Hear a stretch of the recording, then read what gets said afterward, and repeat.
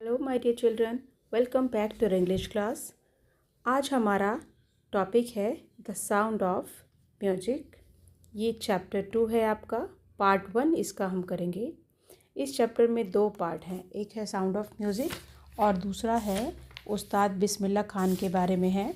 तो ये एवलिन क्लेनी जो कि एक बहुत ही फेमस मल्टी परक्यूशनिस्ट थी, उसके बारे में हम पढ़ेंगे। कैसे वो इतनी फेमस परक्यूशनिस्ट म्यूजिशियन बन पाई।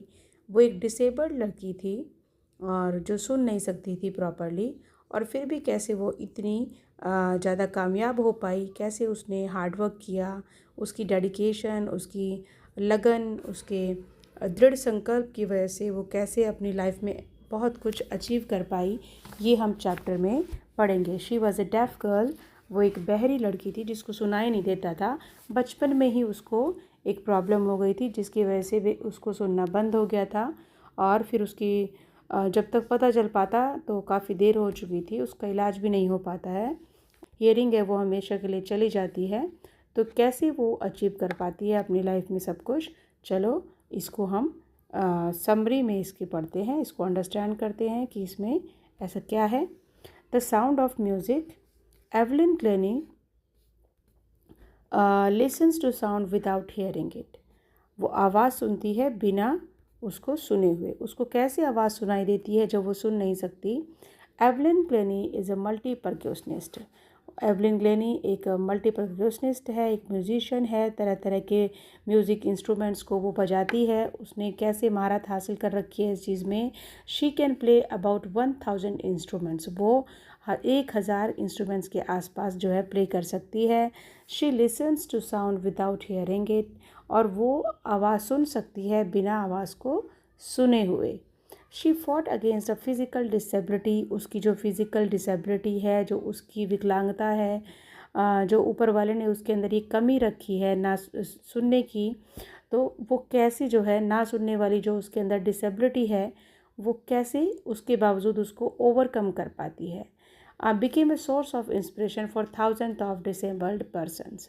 ये लड़की जिसने इतना कुछ होने के बावजूद भी, इतनी परेशानी होने के बावजूद भी, ये कैसे हमारे लिए एक इंस्पिरेशन बन पाती है कि लाइफ में कुछ भी इम्पॉसिबल नहीं है। हम सब कुछ अचीव कर सकते हैं अगर हम चाहें तो। She was profoundly deaf. वो जो है बिल्कुल जो है बहरी थी, उसको सुनाई नहीं देता था। She was 11 years old when it was discovered that she had the hearing disability। जब वो 11 साल की थी तभी ये पता लग गया था उसके पेरेंट्स को, और उसके टीचर को भी पता चल गया था, क्योंकि जब उसकी टीचर उसको आवाज़ लगाती थी तो उसे सुनाई नहीं देता था।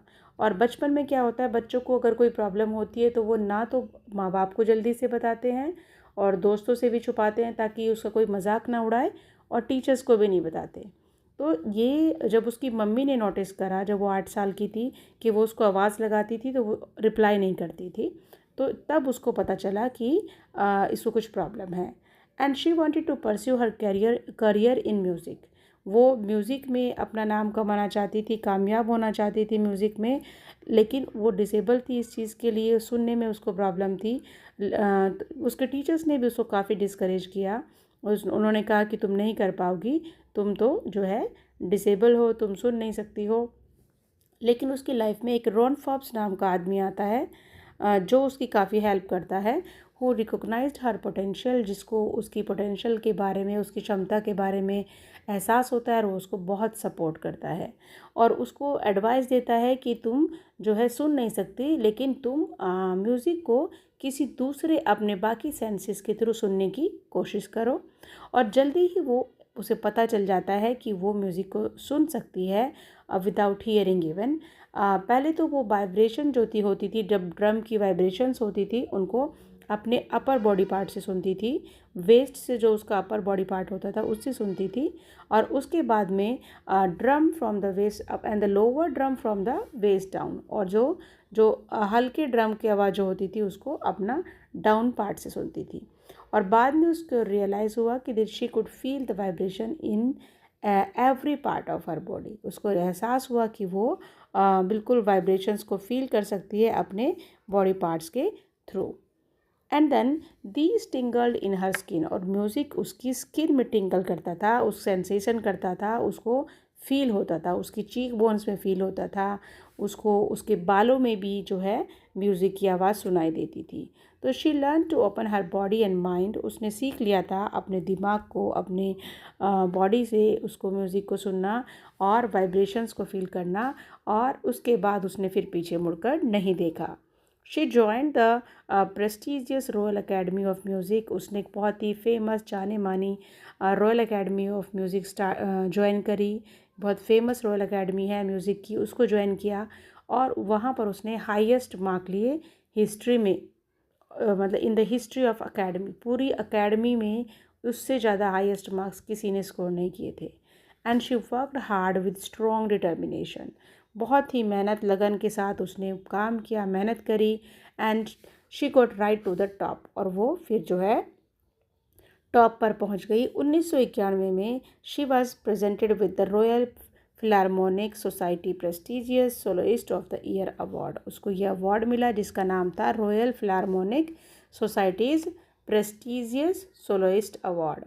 तो ये अवार्ड उसको मिला जो कि बहुत ही फेमस और बहुत ही आसान नहीं था उसको अचीव करना, बहुत ही फेमस अवार्ड था, बोली प्रेसियस अवार्ड था। उसके बाद में apart from the regular concert, वो रेगुलर कंसर्ट्स भी करती थी, जगह जगह जाती थी, अपने प्रोग्राम करती थी, लेकिन उसके बाद भी वो लोगों के लिए चैरिटी भी करती थी। प्रिजन्स में जाकर वो चैरिटी करती थी, हॉस्पिटल्स में जाकर वो अपने म्यूज़िक कंसर्ट करती थी ताकि जो बीमार लोग हैं वो खुश हो सकें, और जो जेल में जो लोग हैं जो दुखी हैं वो भी खुश हो सकें। And she is a shining inspiration for def children, और वो एक बहुत बड़ा जो है इंस्पिरेशन है उन बच्चों के लिए जो सुन नहीं सकते और फिर भी म्यूज़िक में कुछ करना चाहते हैं, तो वो उसको एक रोल मॉडल देख कर को उसको अचीव करने की कोशिश कर सकते हैं। उसने अपनी लाइफ में इतना कुछ अचीव कर लिया छोटी सी एज में, जितना उससे दुगनी उम्र के लोग भी अचीव नहीं कर पाते। And she has earn name in orchestra, उसने ऑर्केस्ट्रा में भी काफ़ी जो है अपना नाम हासिल किया। और she has inspired those who are handicapped, उसने उन लोगों को इंस्पायर किया जो डिसेबल्ड हैं, हैंडीकैप्ड हैं, और उनको यकीन दिलाया कि तुम भी कुछ कर सकते हो। Evelyn could do that, why not they, अगर एवलिन इतना कुछ कर सकती है डिसेबल होने के बावजूद भी, तो वो लोग जो कि डिसेबल हैं वो क्यों नहीं कर सकते। तो she was a great inspiration for those people. तो ये हो गई इस चैप्टर की समरी, जो कि एक शॉर्ट समरी है। अब इससे कुछ इंपॉर्टेंट क्वेश्चंस कर लेते हैं। फर्स्ट क्वेश्चन है, how old was Evelyn when she went to the Royal Academy of Music, जो कितने साल की थी जब वो रॉयल अकेडमी के लिए गई थी। तो वो 17 साल की थी जब वो रॉयल अकेडमी के लिए गई थी, उसको अपनी माँ से दूर होना पड़ा था। What was her deafness first noticed, when was her deafness first noticed, and when was it confirmed, और कब ये कन्फर्म हुई थी।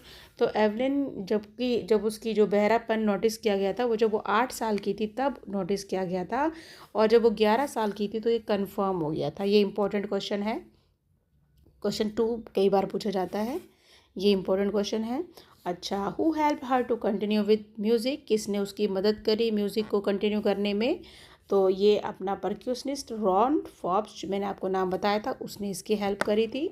और name the various places and causes for which Evelyn perform, कौन कौन सी जगह थी, कहाँ कहाँ जो है एवलिन परफॉर्म करती थी, ये भी पूछा जा सकता है।